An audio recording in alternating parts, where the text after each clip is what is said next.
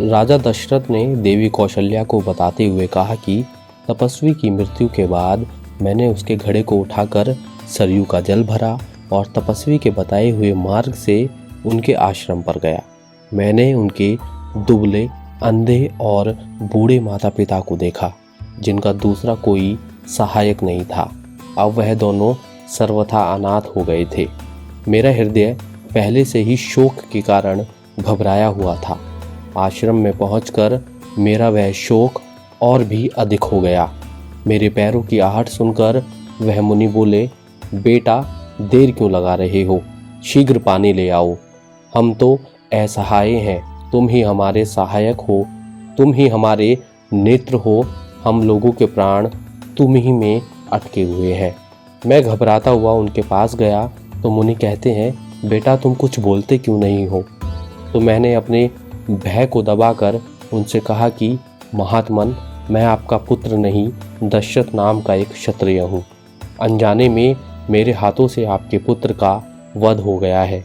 ऐसी अवस्था में मेरे प्रति जो श्राप या अनुग्रह शेष हो, उसको देने के लिए आप मुझ पर प्रसन्न हो। पुत्र की मृत्यु की बात सुनकर उनके मुख पर आंसुओं की धारा बह चली। वह तेज तेज सांस लेने लगे। उसके बाद मुनि ने मुझसे कहा कि अगर तुम अपना पाप कर्म स्वयं आकर मुझे न बताते तो तुम्हारे मस्तक के 100 टुकड़े हो जाते। तुमने अनजाने में ये पाप किया है, इसलिए अभी तक जीवित हो। यदि जानबूझ कर किया होता तो समस्त रघुवंशियों का कुल ही नष्ट हो जाता। मुनि ने दशरथ से कहा कि तुम हम दोनों को वहां ले चलो जहां हमारा पुत्र मरा पड़ा है। यह हमारे लिए उसका अंतिम दर्शन होगा। राजा दशरथ कौशल्या से कहते हैं कि तब मैं उस दंपत्ति को उस स्थान पर ले गया और मुनि तथा उसकी पत्नी को उनके शरीर का स्पर्श करवाया।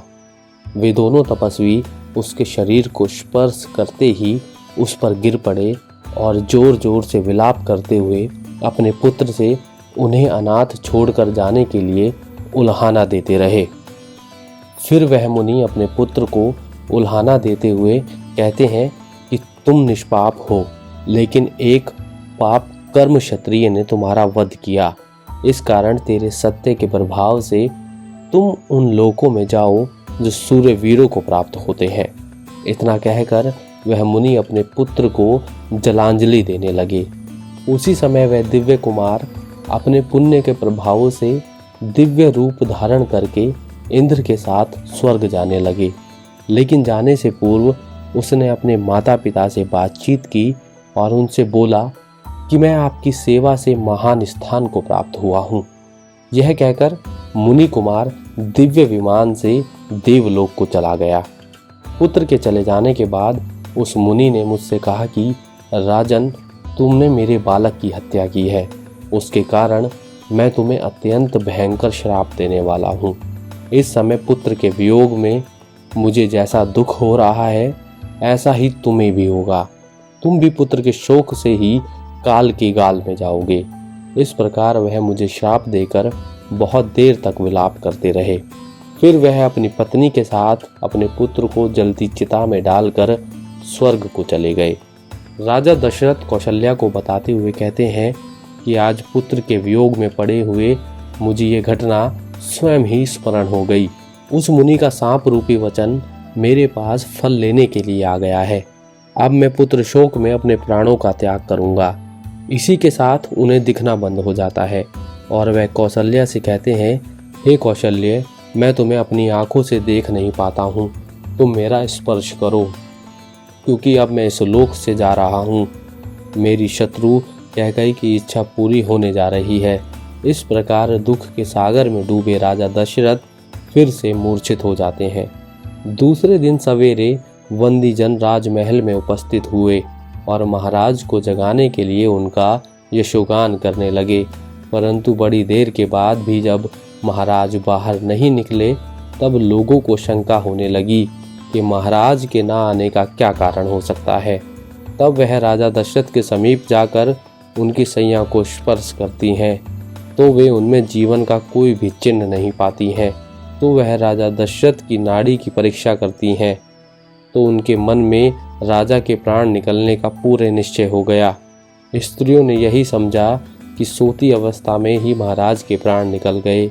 उसके बाद तो सभी रानियां रोते हुए विलाप करने लगी थी। रोने की आवाज़ सुनकर गहरी नींद में सोई हुई कौशल्या और सुमित्रा की भी नींद टूट जाती है। कौशल्या और सुमित्रा राजा दशरथ को स्पर्श करके जोर से विलाप करने लगती हैं। तभी राजा के मंत्री वहां आ जाते हैं और स्त्रियों को हटाकर महाराज के शरीर को तेल से भरे हुए कड़ा में रखवा देते हैं।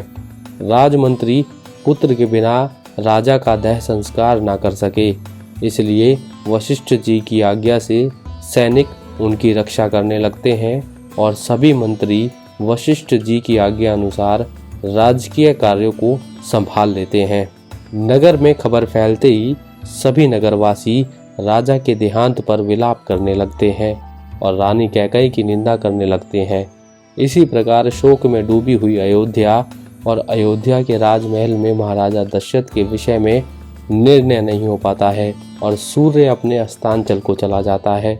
सूर्य उदय हुआ तो राज्य का प्रबंध करने वाले ब्राह्मण लोग मार्कंडेय, मौदल्य, वामदेव, कश्यप, कात्यायन, गौतम और जबाली, ये सभी ब्राह्मण श्रेष्ठ राज पुरोहित वशिष्ठ जी के साथ एकत्र होकर दरबार में आए और वशिष्ठ जी के सामने बैठकर अपनी अलग अलग राय देने लगे तथा साथ ही भरत और शत्रुघ्न को अपने मामा के घर से बुलाने के लिए 5 दूतों सिद्धार्थ, विजय, जयंत, अशोक और नंदन को भेज दिया जाता है तथा उन्हें यह निर्देश दिया जाता है कि वहां किसी को श्री राम के वनवास और राजा दशरथ की मृत्यु के बारे में ना बताएं और राजकुमारों से कहना कि यहाँ से शीघ्र चलिए, अयोध्या में आपसे अत्यंत आवश्यक कार्य है। रामं नमामि।